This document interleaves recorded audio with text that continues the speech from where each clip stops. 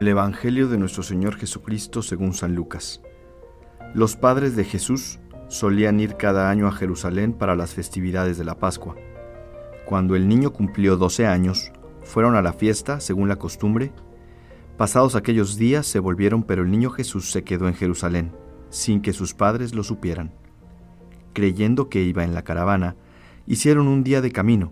Entonces lo buscaron, y al no encontrarlo, regresaron a Jerusalén en su busca. Al tercer día lo encontraron en el templo, sentado en medio de los doctores, escuchándolos y haciéndoles preguntas. Todos los que lo oían se admiraban de su inteligencia y de sus respuestas. Al verlo, sus padres se quedaron atónitos y su madre le dijo: «Hijo mío, ¿por qué te has portado así con nosotros? Tu padre y yo te hemos estado buscando llenos de angustia». Él les respondió: «¿Por qué me andaban buscando? ¿No sabían que debo ocuparme en las cosas de mi padre?». Ellos no entendieron la respuesta que les dio. Entonces volvió con ellos a Nazaret y siguió sujeto a su autoridad. Su madre conservaba en su corazón todas aquellas cosas. Bien, queridos amigos de ¿Qué haría Jesús? Hoy se nos presenta este Evangelio de Lucas, que narra la pérdida y hallazgo del niño Jesús en el templo, que también es un misterio del Rosario. Lo hemos escuchado muchas veces de nuestras abuelitas, ¿no? Pérdida y hallazgo del niño Jesús en el templo. Y ya sabes que ya es el último de los misterios gozosos. Entonces, bueno, pues ya las rodillas, cuando yo estaba pequeño que rezaba con mis abuelos de rodillas, y pobre de ti con que te sentaras o con que, ¿sabes?, descansaras. Entonces, ya cuando escuchabas la pérdida y hallazgo del niño Jesús en el templo, decías: bendito sea Dios, ya se va a acabar esto. Pero bueno, este no es un desahogo del padre Gabriel Abascal sobre sus traumas de la infancia con la piedad de su abuela, sino que esto es un evangelio hermosísimo que yo lo he reflexionado mucho y no quiero hacer una exégesis equivocada, pero me voy a atrever. Y quiero que sepan que es solamente una reflexión personal. Esto no es magisterio de la iglesia. Esto no es esto no tiene el Niki Lobstad de los teólogos de la iglesia o de los obispos de la iglesia, ¿no? Esto simplemente es una reflexión del padre Gabriel. Tómenla o déjenla, porque es un poquito fuera de lo común. ¿Y por qué les digo esto? Porque yo creo que este evangelio en donde Jesús se les pierde a José y a María tiene que ver mucho con el matrimonio. Les explico. Jesús y María llevan a Jesús al templo en la Pascua, y cuando se regresan se ve que Jesús y María van separados, van por caminos diversos, van por caminos distintos. No van juntos, porque si fueran juntos desde el inicio se hubieran dado cuenta que Jesús no viene con ellos. Es verdad que muchos salvan esta realidad haciendo ver que los hombres y las mujeres caminaban separados, ¿no? Iba la caravana de los hombres y la caravana de las mujeres.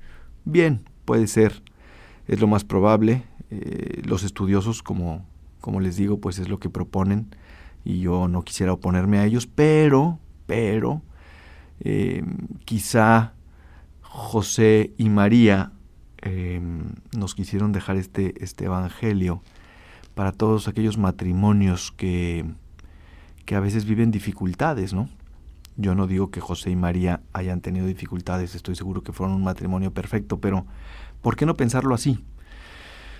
¿Por qué no pensarlo como simplemente una intuición que nos puede servir para esos matrimonios modernos que a veces viven separados, y viven separados porque no tienen a Jesús, porque no tienen a Dios en su corazón? ¿Cuántos matrimonios hoy que viven en una misma casa, pero no se hablan, pero no se llevan bien, pero no tienen intimidad, pero no tienen comunicación? Y la mayoría de las veces es porque no tienen a Dios en su casa y porque no tienen a Jesús en su corazón. Y hoy José y María nos pueden dar ahí unas buenas pistas para que si tú estás viviendo tu matrimonio y a lo mejor vas caminando separado de tu esposa o separado de tu esposo, te acuerdes que Jesús está en el templo, ahí donde te casaste.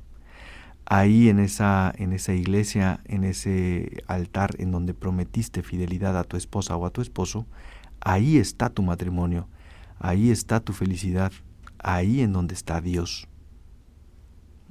Muchas veces, cuando me toca darles la plática prematrimonial a los novios, les digo, oigan, si ustedes creen que se van a casar, todos guapos y vestidos de blanco y con un smoking y con un gran vestido muy bonito y una gran fiesta, etcétera, y van a ir ahí delante del altar a prometerse fidelidad y amor, y luego se van a ir de luna de miel y luego no van a volver a pisar una iglesia en su vida, pues perdónenme que les diga, pero lo más probable es que su matrimonio vaya al fracaso. ¿Por qué? Porque recuerden que el amor humano es imperfecto. El amor humano es muy frágil, es muy débil y necesitamos el amor de Dios para que una realidad como el matrimonio perdure. Por eso es un sacramento, porque es un signo sensible de la gracia de Dios, es un signo sensible de la presencia de Dios. Y te tienes que llenar de Dios para poder llevar a cabo ese sacramento del matrimonio. No basta con que vayas a tu misa de tu boda y ya, y luego no vuelvas a ir a la iglesia, y luego no vuelvas a ir a alimentarte de la gracia, y luego no vuelvas a ir a alimentarte de los sacramentos. No basta, porque la vas a regar, porque te vas a equivocar, porque ella te va a hartar o él te va a hartar y un día lo vas a querer tirar por la ventana. ¿Por qué? Porque así es el amor humano. El único que te va a dar la paciencia, el amor, la fidelidad, la perseverancia, la constancia, es Dios. Y si tú no te acercas a Dios, tu matrimonio no va a funcionar. Así se los digo a los novios que se van a casar y me pelan los ojos, ¿no? Así como diciendo, ¿qué le pasa a este cura? Pero es verdad, ¿no? Por eso les digo muchas veces, no hagan el teatro, no gasten dinero. Y escandalosamente, perdónenme, pero a veces les digo, no se casen. Si no se van a comprometer con Dios, no se casen. Si no van a poner en el centro de su familia a Jesús, no se casen. ¿Por qué? Porque no vale la pena. Porque no la van a hacer. Está muy complicado. Precisamente, el sacramento del matrimonio es ir ahí delante del altar de Dios, arrodillarse y decir, Señor, nos queremos mucho, nos amamos, pero nosotros solos no podemos y necesitamos de tu amor, necesitamos de tu fidelidad, necesitamos de tu perseverancia, porque tú sí eres la perseverancia, la fidelidad, la constancia, el amor con mayúsculas. Tú sí nos puedes dar lo que nosotros dos no nos podemos dar.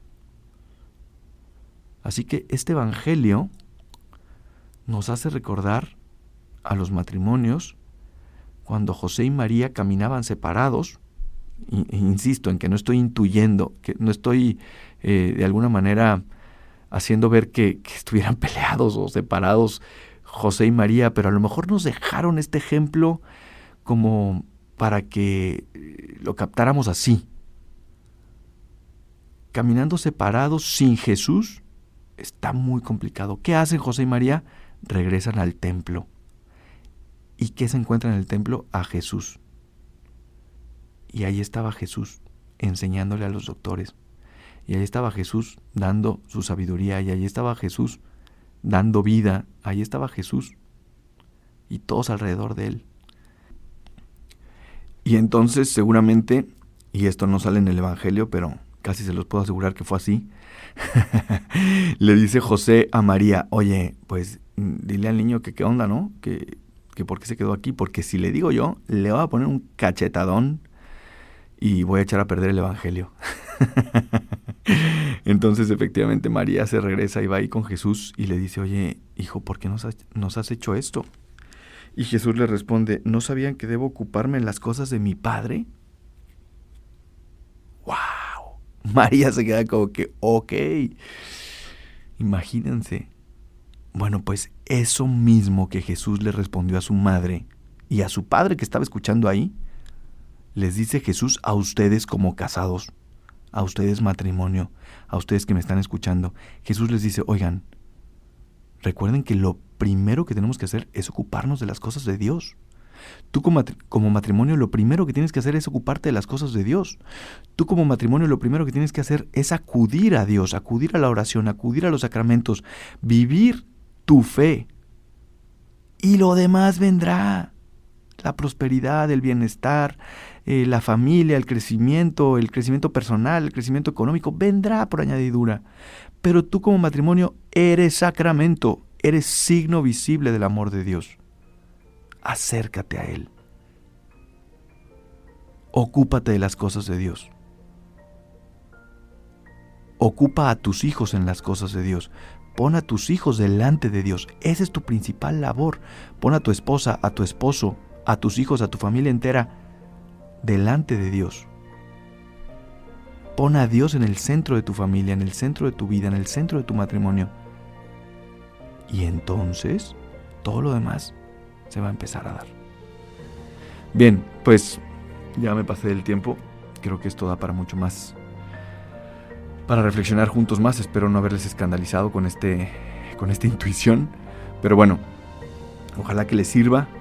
Acuérdense que este podcast es un podcast que hacemos un grupo de sacerdotes amigos que queremos hacer que el evangelio llegue a los oídos de todos, pero sobre todo a su corazón. Así que ya sabes que si te sirve, lo puedes compartir con tus familiares y amigos. Yo soy el Padre Gabriel María Abascal. Me puedes seguir en mis redes sociales como Padre Abascal en Instagram, como Pega Abascal en Twitter. Que Dios les bendiga y hasta la próxima.